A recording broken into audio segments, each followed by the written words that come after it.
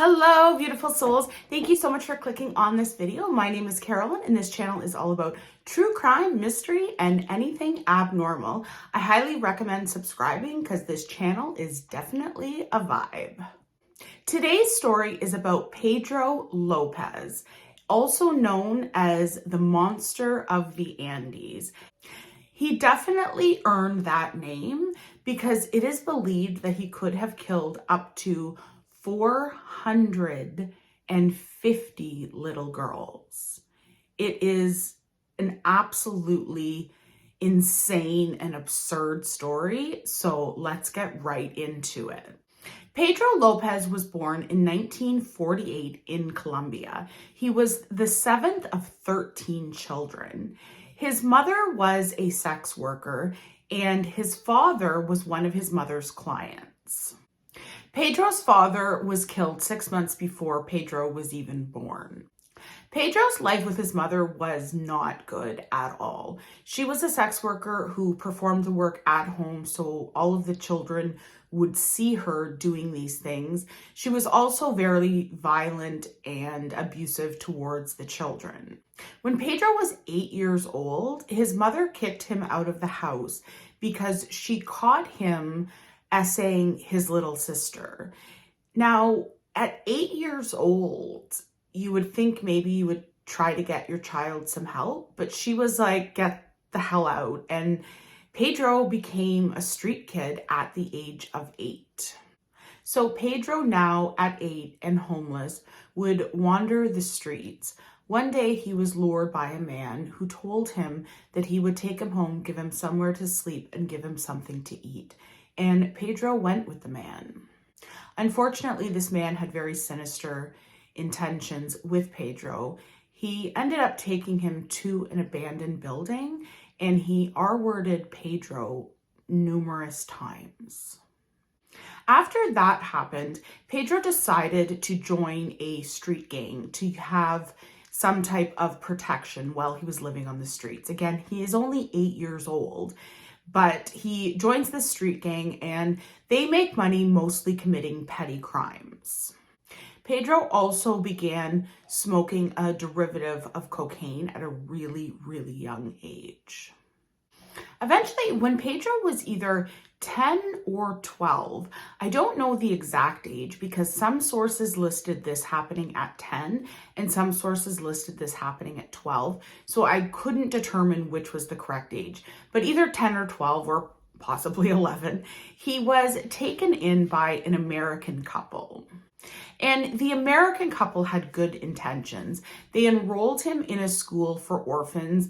They gave him a place to obviously live. They loved him. They fed him.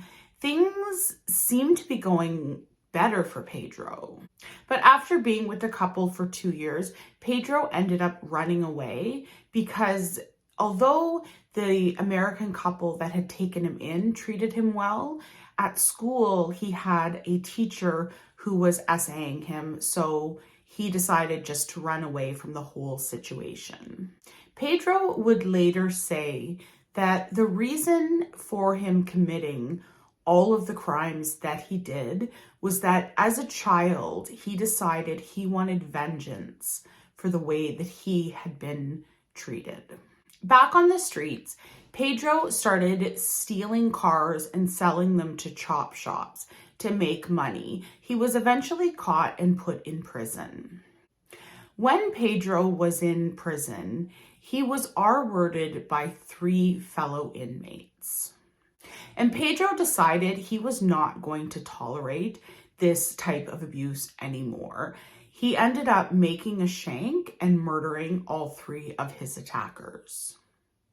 For doing this, he earned a lot of respect from the other inmates, and no one ever tried to hurt him again. The killings were considered in self-defense, so he was only sentenced to an additional 2 years for those 3 killings. This incident was the first of what would be many times where he would commit killings and kind of get either free pass or very minimum repercussions for his actions. Once Pedro was released from prison, in Colombia, he moved to Peru. And this is where his reign of terror would really begin. He began R-wording and murdering little girls all over Peru. At the height of his murder spree, he claimed that he was killing 3 little girls a week. He would later claim during this period in Peru, he had killed over 100 little girls. He specifically targeted little girls between the ages of 8 and 12. He would mostly target little girls from very poor and rural communities. He didn't have a race preference. He did claim that he had been tempted by Caucasian tourist girls, but he felt like their parents watched them closer, so it would make it more likely that he would be caught. So that's why he stuck with rural girls who were poor and did not have a lot of supervision. Like, what a sick mofo, God. And we're just at the beginning. Like, this is just all beginning and we're already at 100 victims. He would normally stalk the girls before he would abduct them. And then when it was a good time, he felt, he would abduct them, take them to a secluded area, R-word them, and then strangle them to death. After he would kill them, he would bury them in shallow graves, and he would usually bury about 3 or 4 little girls in each grave. Then he would return to the graves, and he would dig up the bodies, and he would have tea parties with the corpses. Like, what in the Jeffrey Dahmer is going on right now? But he would set up like he was having a tea party, but it was corpses of little girls. I don't know if you've ever seen the Criminal Minds episode. This is totally off topic, but in one of the episodes, they had this woman who would like abduct women and she would inject them with like medication. So basically they were completely frozen. They couldn't speak. All they could do was like move their eyeballs, and she would set them up around the table and like have a pretend tea party. But all of the other people, they're all awake and aware of what's going on, but they can't move or speak. So all you see is these 3 women at this like tea party, and they're just like, all they can do is move their eyeballs. So they're just like looking around at each other. And it was like the creepiest Criminal Minds episode I ever saw. But that's what this guy reminded me of. But he wasn't having a tea party with live people. They were corpses. And it's just so disgusting. Lopez also only killed during the day because he liked to have a good view of the girl's face while he was killing her. Lopez liked targeting little girls from indigenous communities. And one time, the tribe that he was trying to kidnap a girl from, they caught him. And what they did, they caught him, they beat him, and they buried him up to his head. So his whole body is underground. The only thing, it's like dirt all here. All that's poking up is just his head. And their plan was to pour syrup over his head and let ants eat him alive. And for what he's been doing, this sounds fantastic to me. But then there was an American missionary who was like, that's not the right thing to do. You should reconsider. And eventually the tribe decided, okay, they would just turn him over to police. Now, you'd hope that the police would do something about it. No. The authorities in Peru, they didn't detain him at all. They just kicked him out of the country. So the American missionary worker who thought they were like doing some good, I wish they would have just minded their business and walked away, because what that tribe was doing was absolutely justified and perfect for a sicko like Lopez, and probably would have saved, I don't know, about 250 or 300 lives. But Yeah, so Peru just kicked him out of the country. So after Lopez was kicked out of Peru, he just continued traveling through South America. And it's not that authorities didn't notice that little girls were going missing. Because he had such a high number of victims, there's no way that this could go unnoticed, even if you're in the most rural area. Like, if you've got this many girls missing, people are going to notice. So the authorities noticed that little girls were going missing, but they never considered that they were being murdered. They thought that the little girls were being trafficked, so they closed the case. That's still illegal, and that still needs to be investigated. But the police were like, no, I think it's trafficking. So yeah, we're just gonna we're done here.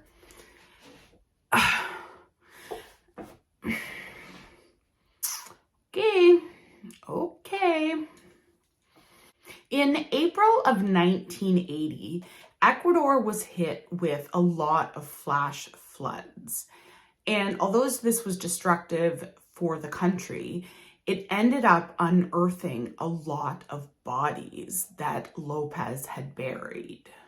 So all of a sudden now in Ecuador, they have the bodies of all these little girls that have all been reported missing. And then they realized, oh, okay, so they weren't trafficked, they were murdered. So let's open the case again, because again,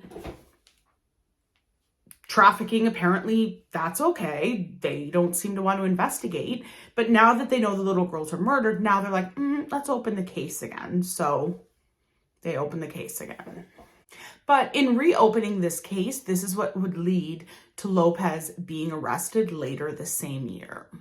Not long after the flash floods, a woman by the name of Corvina was walking to the market with her daughter, Marie.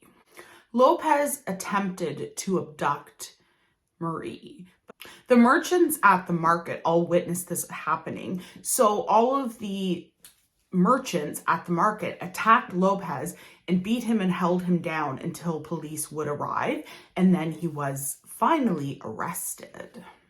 When in police custody after his arrest, he was not saying a word. He didn't want to talk to them about anything. He wasn't going to tell them anything. He had nothing to say.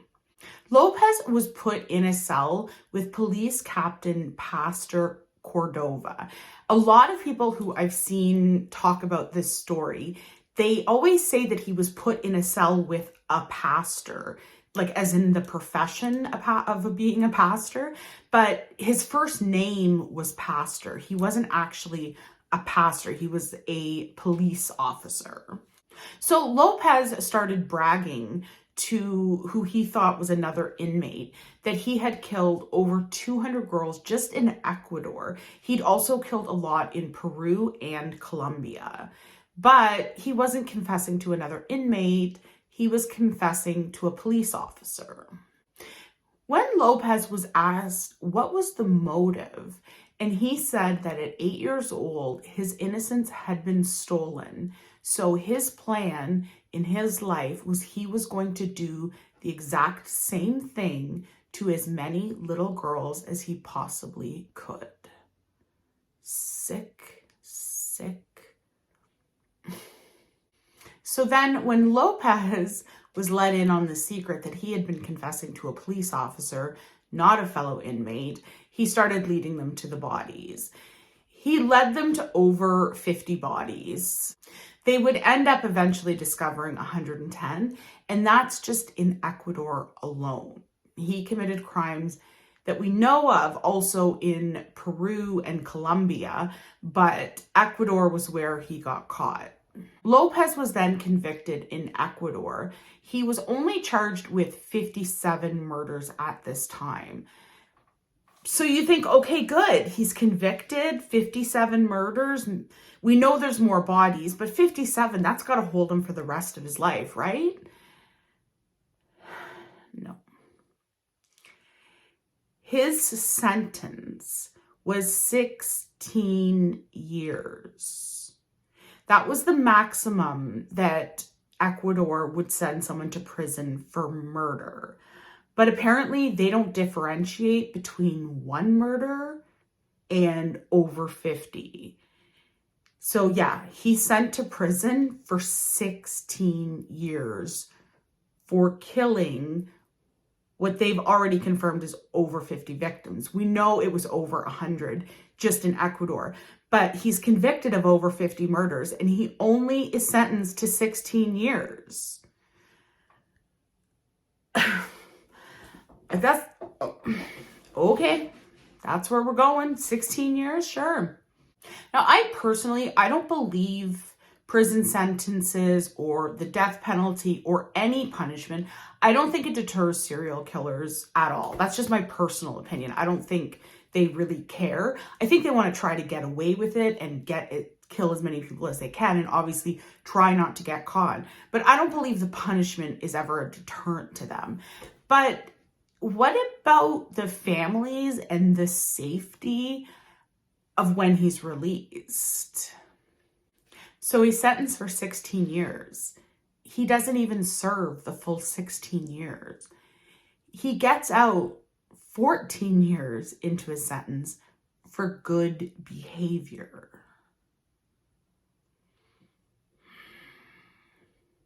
So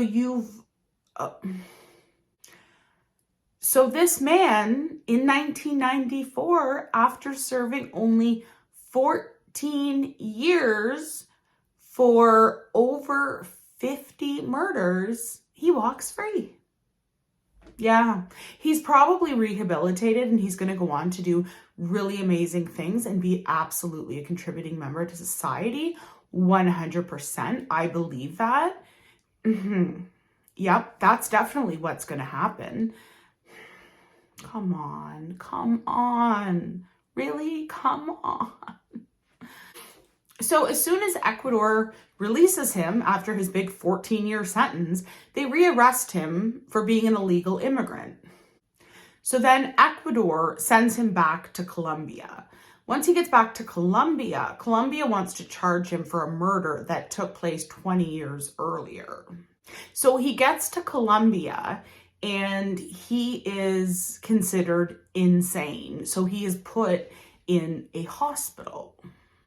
And then 4 years later, in 1998, Colombia decides he's sane and he should be released on $50 bail. Because yeah, $50? Not going to run away if I'm going to lose $50. Like, nope. That's definitely going to make me stick around. 100%. So then guess what? He disappears. Shocker. Colombia doesn't know where he is, but he commits a murder in 2002. So that's 4 years after he was released for being sane on that big $50 bail. He committed another murder in 2002. So then Colombia wants to arrest him for this single murder in 2002. But they don't know where he is. And to this day, Pedro Lopez is a fugitive on the run and no one has any idea where he is. And then in 2006, the Guinness Book of World Records listed him as the most prolific serial killer. And the reason he was listed as the most prolific serial killer is they have confirmed 110 victims, but they do believe it's up to 450 is actually a more accurate number. Anyways, Guinness Book of World Records, they're like, you're the bestest of the best killers. So we're gonna name you the most prolific serial killer.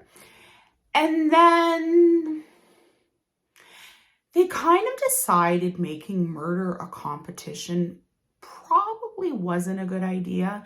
So yeah, you can no longer be listed in the Guinness Book of World Record as the most prolific serial killer, even if you kill more, because yeah, we're not trying to make murder a competition. It's not a goal. You can have goals, but not this. There's way more things you can do. Yeah, murder is not the goal. And that's the end of the story. As of today, Pedro Lopez is probably living his best life somewhere in South America. Who knows? I don't know. They don't know where he is. How am I supposed to know? So that's the end of today's story. To this day, nobody knows where Pedro Lopez is. And he's probably hasn't stopped what he's doing. I don't know. Maybe he's dead at this point. Who knows? Possibly. That would be a good outcome. I don't know. No one knows where Pedro is. I don't even know if they're looking, to be honest with you. I just want to say a huge thank you to everyone who watches the videos, likes, comments. It really means the world to me. You guys are absolutely amazing. I'm loving doing this, and I plan to continue. So if you'd like to help support the channel, please stick around and watch another video, and I will see you in the next one.